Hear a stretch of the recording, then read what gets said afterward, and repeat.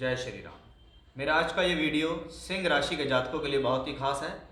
इस वीडियो में हमारी चर्चा रहेगी कि आने वाला जो महीना है यानी नवंबर 2023 आपकी राशि के लिए कैसा है। यानी हमारे यहाँ ये वीडियो है ये चंद्र राशि पर आधारित है। आपकी राशि से ग्रहों की स्थिति, ग्रहों का गोचर, ग्रहों का वक्री मार्गी होना, राशि परिवर्तन होना, ग्रहों की युति बनाना आपको इस महीने किस तरह से प्रभावित करेगा, ये सब कुछ इस वीडियो में बहुत विस्तार से बताया जाएगा।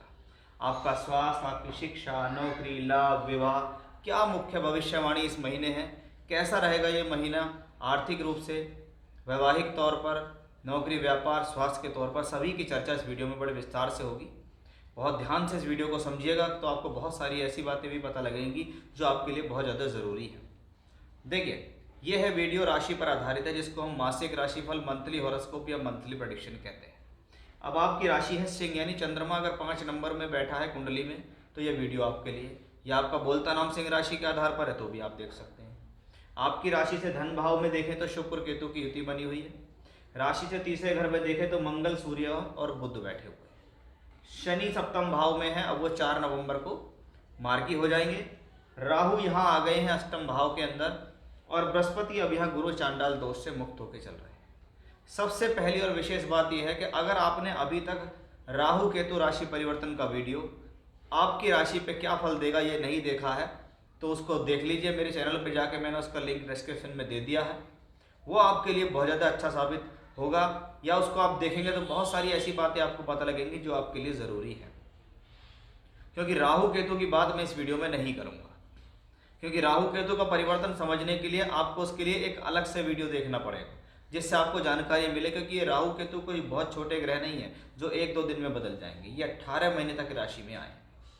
बहुत सामान्य तौर पे देखें तो राहु केतु का धन और अष्टम भाव में जाना शुभ माना जाता है धन के हिसाब से, और भी बहुत सारी चीज़ें आपको उसमें विस्तृत जानकारी मिलेगी। देखो, सबसे पहले हम स्वास्थ्य की बात करते हैं। राशि का जो स्वामी है वो सूर्य है, वो तीसरे घर में नीच का होकर चल रहा है। लेकिन महर्षि पराशर जी कहते हैं, व्रत पराशर होरा शास्त्र में इसके बारे में लिखा हुआ भी है कि तीसरे घर के अंदर यदि कोई ग्रह नीच का हो रहा है, खास तौर पे अशुभ ग्रह, या तीसरे घर का स्वामी अशुभ है, वो नीच का हो गया, तीसरे का स्वामी नीच का हो गया, तो वो राजयोगकारी फल देने में सक्षम है। अब तीसरा भाव जिसके अंदर सूर्य नीच का हो गया है, इसलिए यहाँ सूर्य को कोई दोष नहीं लगेगा। ये तीसरे घर में जाने के बाद भी अच्छे रिजल्ट देगा। ये तीसरे घर में जाने के बाद थोड़ा बहुत ऐसा लगता है व्यक्ति को कि मेरा कुछ इम्यून सिस्टम कमज़ोर तो नहीं हो रहा, मेरे सम्मान में तो कमी नहीं आ जाएगी, मेरे को कोई प्रॉब्लम तो नहीं हो जाएगी, आप इसको ऐसे समझ सकते हो।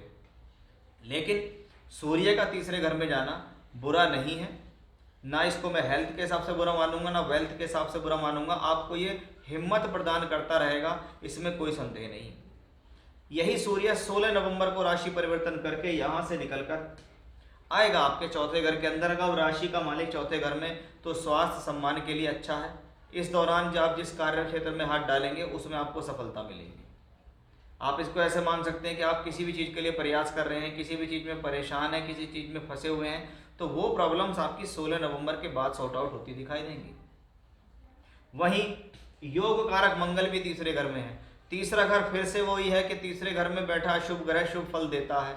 मंगल तीसरे घर में बैठता है, मंगल आपके लिए योग कारक है, मंगल आपका भाग्य स्थान का स्वामी है। वो भी 16 नवंबर तक शुभ अवस्था में ही है, और 16 नवंबर के बाद मंगल का परिवर्तन भी यहाँ हो जाएगा। फिर ये बनेगा राजयोग, क्योंकि राशि का मालिक योग कारक मंगल के साथ चौथे घर में आएगा, तो 16 नवंबर को दूसरा एक शुभ परिवर्तन आपके लिए हो जाएगा। पहले राशि का मालिक चौथे घर में गया, अब चौथे का मालिक चौथे घर में आना, यानी 16 नवंबर के बाद अगर कोई भी कार्य आपका ऐसा है जो भूमि, जमीन, जायदाद, प्रॉपर्टी से संबंधित है, नहीं हो रहा है, रुक रहा है, वो यहाँ सॉल्व होगा। इससे संबंधित होने वाला लाभ, सेल परचेज, ये देगा आपको फायदा प्रॉपर्टी के हाउस में बैठकर राशि के मालिक सूर्य के साथ। वहीं तीसरे घर में एक ग्रह और है, वो है बुध। बुध भी 16 नवंबर को ही राशि परिवर्तन करेंगे।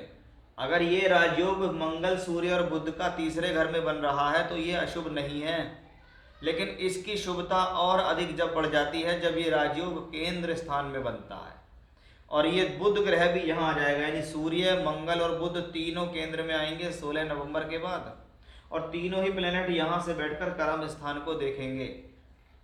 यानी फोर्थ हाउस संबंधित रिजल्ट मिलेंगे भूमि जमीन जायदाद प्रॉपर्टी के। दशम भाव संबंधित रिजल्ट मिलेंगे कर्म कार्य क्षेत्र नौकरी व्यापार में तरक्की के। अब कोई कहता है जी मुझे नौकरी नहीं मिल रही है, तो उसे नौकरी मिल जाएगी, नौकरी में तरक्की हो जाएगी, नौकरी में प्रमोशन हो जाएगा, क्योंकि बुध भी यहाँ 2 धन भाव के स्वामी हैं। और ये तीनों राजयोगकारी ग्रह सूर्य मंगल और बुध देख रहे हैं चौथे घर से बैठ के दशम भाव को, यानी कर्म के प्रति बहुत ज्यादा फोकस होना और कर्म कार्य क्षेत्र का आगे बढ़ना। तो ये एक बहुत ही ज्यादा पॉजिटिविटी सबसे पहले हमें देखने को मिली। इसी महीने देखें तो शनि भी वक्री से मार्गी, शनि यहाँ वक्री, मूवमेंट पीछे की तरफ। पिछले जब समय में शब शनि यहाँ थे तो सिंह राशि के जातकों को रोग ऋण और शत्रु तीनों का सामना करना पड़ा था। तीनों स्थितियों में प्रॉब्लम का सामना हुआ है उन लोगों को। लेकिन अब शनि की वो स्थितियां वक्री से मार्गी होंगी, यानी सबसे पहले हेल्थ इश्यूज सॉल्व होंगे। कोई कोर्ट कचहरी झगड़ा झंझट चल रहा है उसके अंदर आपको राहत मिलेगी। शत्रुओं से कोई प्रॉब्लम चल रही है, लोन्स को लेकर कोई प्रॉब्लम चल रही है, कर्ज को लेकर कोई समस्या है, तो उसमें आराम आने की स्थितियां बनेगी शनि की वजह से। अब जब 3 ग्रह यहाँ आएंगे मंगल सूर्य और बुध, तो शनि की 10वीं दृष्टि वहाँ पड़ेगी, शनि और मंगल एक दूसरे को देखेंगे, यानी फिर से एक कोई ना कोई संबंध ऐसा बनता है कि कुछ ना कुछ मकान प्लॉट जमीन वाहन से संबंधित घटना 16 नवंबर के बाद होती दिखाई देती है। इन स्थितियों को और ज़्यादा बेहतर बनाने के लिए बृहस्पति अकेले हो चुके हैं। अब बृहस्पति गुरु चांडाल दोष नहीं बनाएंगे, क्योंकि गुरु राहु एक साथ थे, तो जहां पर गुरु देख रहा था वहीं पर राहु भी देख रहा था। दोनों एक जगह, बृहस्पति अच्छा करना चाह रहे थे, राहु अच्छा नहीं करना चाहते। बृहस्पति ने आपको कंफ्यूज किया, क्योंकि पंचमेश है तो आपकी एजुकेशन में प्रॉब्लम दी, संतान में प्रॉब्लम दी, संतान के साथ संबंधों को प्रॉब्लम दी, मिसअंडरस्टैंडिंग्स आई आपके लव लाइफ के अंदर। वो राहु वहां से हट गया, अब गुरु पंचमेश होकर पंचम भाव को अपने रिजल्ट दे रहा है पूरे। इसका मतलब आने वाला समय शिक्षा विद्या बुद्धि ज्ञान संतान प्रेम संबंधों के लिए शुभ है, विवाह के लिए शुभ है, प्रॉपर्टी के लिए शुभ है, प्रोफेशनली शुभ है, धन के लिए मान सम्मान के लिए शुभ है। थोड़ा बहुत स्ट्रगल थोड़ी बहुत चिंता दिखाता है आपके कर्म भाव का मालिक शुक्र केतु का योग जो दूसरे घर में है। यहाँ शुक्र नीच के हैं। ये किसकी राशि में नीच के हैं? ये बुध की राशि में नीच के हैं। और बुध आ जाएंगे 16 नवंबर को यहाँ, जो शुक्र का नीचभंग राजयोग करेंगे, यानी फिर से वही स्थिति कि 16 नवंबर के बाद स्थितियां बहुत ज़्यादा पॉजिटिव होती दिखाई दे रही है। यानी कुल मिलाकर देखें तो सिंह राशि के जातकों के जीवन में एक बहुत अच्छी स्थिति हम नवंबर के महीने में ग्रहों के गोचर से देख सकते हैं।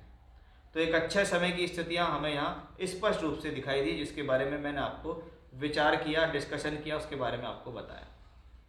जय श्री राम।